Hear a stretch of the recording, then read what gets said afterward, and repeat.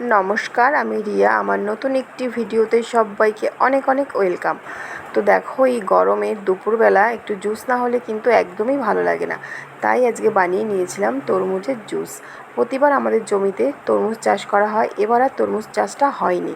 তো বাজার থেকে একটা তরমুজ কিনে এনে তারই জুস বানিয়েছিলাম।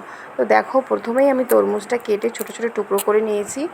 এরপর মিক্সিং জারে তরমুজের টুকরোগুলো দিয়ে দিয়েছি। তারপরে দিয়েছি আইসের টুকরো, লেবুর রস, সামান্য পরিমাণে চিনি আর সামান্য লবণ দিয়ে মিক্সিং জারটা আমি কিছুক্ষণের জন্য ঘুরিয়ে নিয়েছিলাম।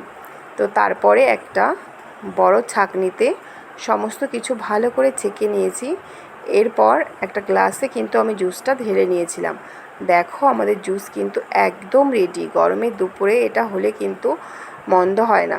তো আমার এই ভিডিওটা কেমন লাগলো অবশ্যই কমেন্ট করে জানিও, আর তোমরা কিন্তু বাড়িতে একবার অবশ্যই ট্রাই করো।